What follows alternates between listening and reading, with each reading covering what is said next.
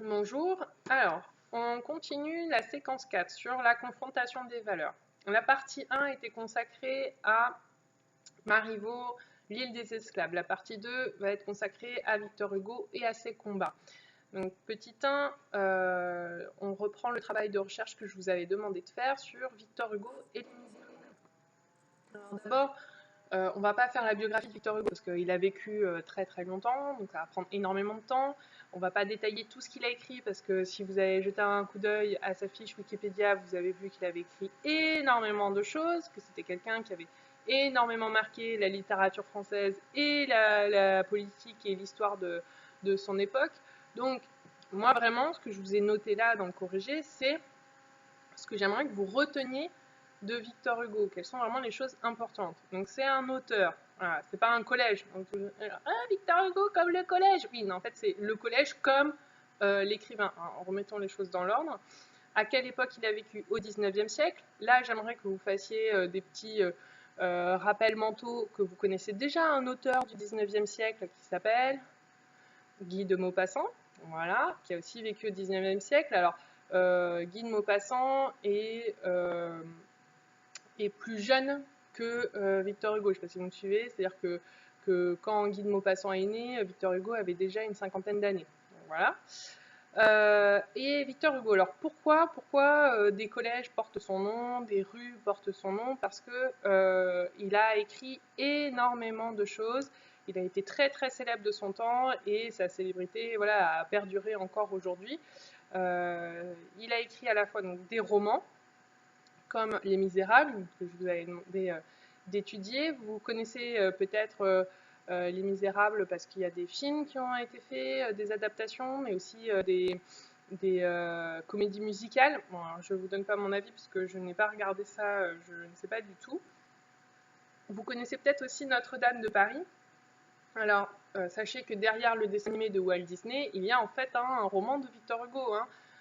Donc le Walt Disney, évidemment, prend toujours, comme d'habitude, des libertés par rapport à l'histoire, mais c'est plus ou moins ça, avec le bossu de Notre-Dame et tout ça. Et évidemment, maintenant, vous pouvez dire que vous avez lu du Victor Hugo puisque vous avez lu Claude Gueux pendant les vacances. Il a aussi écrit, mais il y a plein d'autres romans, je vous les cite pas tous. Là, vraiment, comme je vous ai dit, je vous mets des choses que j'aimerais que vous puissiez retenir, noter dans votre tête et voilà, à la base de ce qu'il faut connaître sur Victor Hugo. Donc, il a aussi écrit des pièces de théâtre, ce qui fait de lui un dramaturge. On en profite pour réviser le vocabulaire du théâtre. Donc, il y a deux pièces très célèbres de lui, une qui s'appelle Ruy Blas et l'autre qui s'appelle Hernani. Donc, dans les deux cas, si je me souviens bien, c'est des histoires de pouvoir, de conspiration, voilà, ce genre de choses. Donc, en fait, ces réflexions politiques alimentent ces pièces de théâtre. Et beaucoup de poèmes. Vous connaissez peut-être Demain dès l'aube je partirai, à l'heure où blanchit la campagne, etc. Ce poème qui est très célèbre, issu des Contemplations. Donc le recueil des Contemplations est son recueil de poèmes le plus connu, mais il y en a beaucoup d'autres. Et donc, non seulement Victor Hugo a énormément écrit des œuvres majeures, des chefs-d'œuvre qui ont marqué toute son époque, mais il faut dire qu'il a aussi été engagé dans des combats idéologiques, des combats politiques, et qu'il a défendu des valeurs humanistes. Donc là, humaniste, c'est normalement, ça devrait vous rappeler ce qu'on a vu sur la synthèse des valeurs de Marivaux. C'est des valeurs qui mettent l'être humain en priorité comme quelque chose de plus important que tout le reste. Là aussi, à une époque où ce qui est important, c'est d'être riche et d'avoir du pouvoir, pas forcément de respecter les êtres humains. Et donc ça, ces valeurs-là, il les défend, on les retrouve évidemment dans ses œuvres, mais aussi dans des discours politiques, voilà, puisqu'il a été un véritable acteur politique au moment de la Troisième République. Ce combat politique, on le voit aussi dans le fait que justement donc Victor Hugo est un républicain modéré, mais un républicain tout de même. Et quand Louis-Napoléon Bonaparte, qui a été élu, a en fait transformé la République en empire, ça a débuté le Second Empire sous Louis-Napoléon Bonaparte, qui est le petit-neveu de Napoléon Bonaparte. Victor Hugo voilà, a choisi de s'exiler quand même pendant 20 ans, les 20 ans qu'ont duré le Second Empire, et il n'est revenu sur le sol français s'installer et prendre part à la vie politique qu'en 1971, quand Louis-Napoléon Bonaparte a été destitué et que a débuté la Troisième République. Donc voilà pour Victor Hugo. Alors maintenant, Les Misérables. Alors, donc, vous avez pu voir que c'est un énorme roman en plusieurs tomes, que c'est très très très très long. Donc, écoutez, moi je suis honnête avec vous, parce que je sais que vous aimez bien ça quand je vous dis que j'ai des livres que j'arrive pas à lire et que je lirai jamais, et puis tant pis. Les Misérables, clairement, ça fait partie. J'ai lu beaucoup de poèmes de Victor Hugo, j'aime bien ses pièces de théâtre, mais alors les romans, vraiment, je peux pas. Je peux pas, c'est beaucoup trop long, c'est beaucoup trop lent, c'est beaucoup trop compliqué. Là, vous avez l'impression que le résumé déjà est complètement... ça part dans tous les sens, il y a trop de personnages, on s'y retrouve pas, pourquoi il y a des digressions aussi longues. Bon, mais en fait, c'est le résumé. Et dans le roman, c'est beaucoup, beaucoup, beaucoup plus long. Et je peux même vous dire que dans la version jeunesse que j'ai en classe, j'ai même pas réussi à lire la version jeunesse parce que je trouve que Victor Hugo est exaspérant par son ton didactique. Didactique, c'est qu'on est tout le temps en train d'expliquer les choses. Je trouve ça très lourd parce que j'ai l'impression qu'il est tout le temps en train de nous donner une leçon et qu'en fait son histoire ne sert qu'à étaler ses convictions, etc. Et donc ça manque vraiment de nuances, de subtilité. Et les pauvres sont très très très très très pauvres, mais du coup très très très bons. Et ont une grande âme, et s'ils sont méchants, c'est à cause de la société, et quand ils sont méchants, ils sont très très très, très méchants. Et donc voilà, moi honnêtement, c'est du coup une façon d'écrire dans laquelle je n'arrive pas du tout à me projeter, et comme je vous l'avais expliqué pour Shakespeare, quand j'avais votre âge, je me suis forcée à lire les livres qu'il fallait lire pour le collège, et puis j'ai continué vers des études de littérature où forcément je ne lisais pas que des livres qui m'intéressaient, j'étudiais pas que des livres que j'avais envie d'étudier. Donc je me suis beaucoup, beaucoup, beaucoup forcée à lire des livres que j'avais pas du tout envie de lire, et c'était horrible, et j'ai dû en apprendre des passages par cœur. Donc c'est vrai que maintenant c'est fini, quoi. Je me force plus à lire un livre. Donc voilà, j'assume complètement de ne pas avoir lu Les Misérables, et je ne lirai sans doute jamais Les Misérables. Donc, qui a été publié en 1862, je vous ai mis en rappel que, pour faire un repère, que Claude Gueux, que vous avez lu, date de 1834, donc presque 30 ans après. On voit qu'en fait, Les Misérables, ce qu'on appelle un roman de la maturité, parce que tout ce qu'il a ébauché dans ses précédents romans, dans ses œuvres précédentes, ont été réunies. C'est un peu une sorte d'œuvre synthèse, et c'est pour ça d'ailleurs que c'est un peu fouillis, que ça part dans tous les sens, parce qu'il a vraiment voulu mettre dans Les Misérables tout, quoi, toutes ses convictions, toutes ses idées, toutes ses réflexions sur la société, l'être humain, le rapport, le rôle des enfants, des femmes, etc. Et donc tout ça se retrouve avec plein de personnages dans Les Misérables. Et donc l'histoire suit le destin tragique de Jean Valjean de 1815 à 1832. 1815, ça correspond au moment où il est libéré du bagne de Toulon. Alors le bagne, normalement, j'ai pas besoin de vous expliquer ce que c'est, puisque dans Claude Gueux, vous avez pu lire justement un bel exemple de bagne. Le bagne, c'est une prison particulière, puisque en fait les gens qui sont emprisonnés dans un bagne travaillent, font des travaux forcés, on appelle ça. Donc c'est pas des travaux faciles et agréables, c'est des travaux très difficiles, ils sont attachés les uns aux autres, c'est voilà, quelque chose de très très dur. Et c'est pour ça que justement Victor Hugo, comme beaucoup d'intellectuels de son époque, s'oppose à ce système pénitentiaire du bagne, parce que ça détruit les hommes psychologiquement, parce qu'ils sont enfermés. Quand ils sortent du bagne, c'est justement ce qui se passe pour Jean Valjean, ils sont marqués au fer rouge en fait, donc ils ont parfois une marque sur le corps.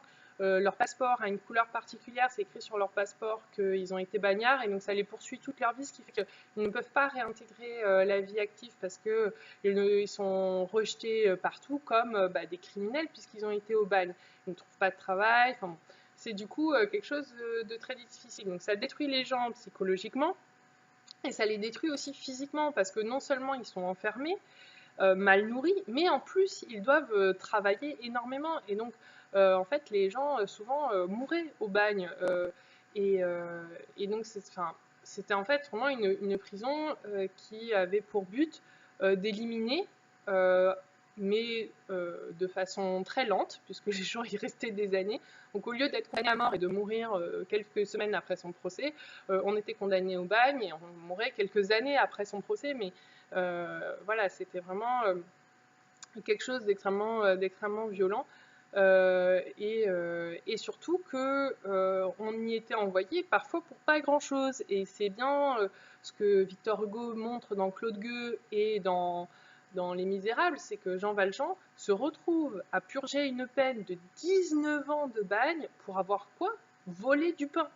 Et c'est pas voler du pain pour lui après s'acheter de la drogue, hein.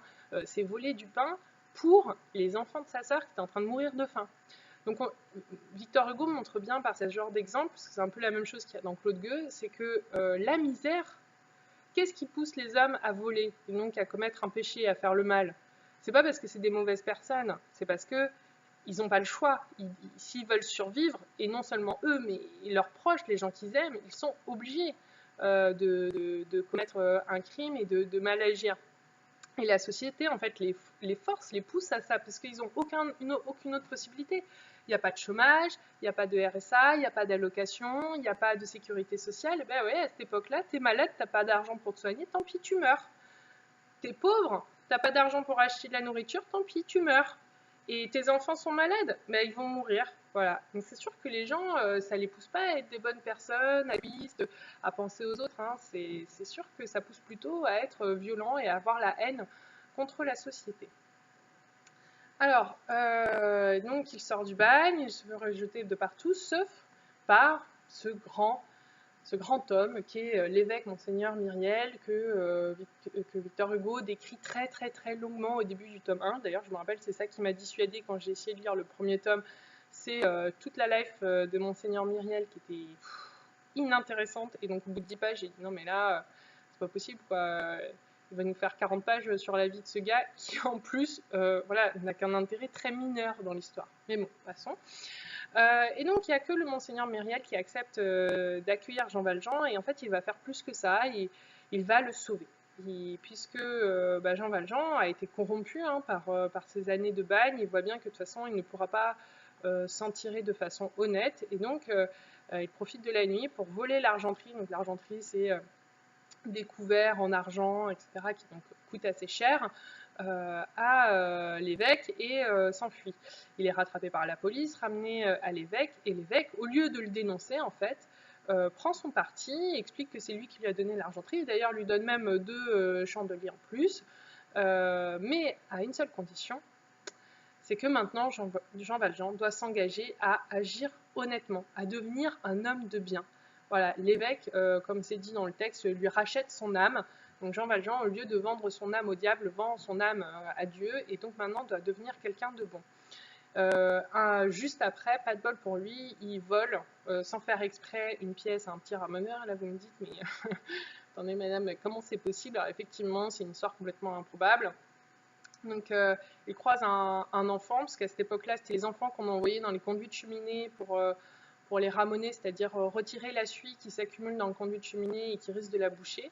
Donc à l'automne, quand le froid revient, ces enfants font du porte-à-porte et proposent leur service, parce que évidemment, un conduit de cheminée c'est étroit, donc du coup c'est des enfants. Et là aussi on voit justement une image de la condition terrible de ces enfants qui, quand leurs parents n'ont pas d'argent, non seulement n'ont pas accès à l'éducation, mais en plus doivent risquer leur vie, risquer leur santé, parce que passer son temps dans des conduits de cheminée, c'est dangereux, et respirer de la suie, c'est clairement pas bon pour la santé. Donc il se trouve que ce petit ramoneur a perdu sa pièce, et Jean Valjean l'envoie paître et se met en colère contre lui, et se rend compte en fait une fois que le petit est parti que il avait le pied posé sur la pièce du petit, et donc en fait il a volé cette pièce sans le vouloir. Et là aussi, Victor Hugo en fait des tonnes, parce que Jean Valjean est complètement traumatisé par ce qu'il vient de faire, et il s'évanouit, et c'est une véritable crise. Allez, on fait une pause parce que sinon ma vidéo va être trop longue.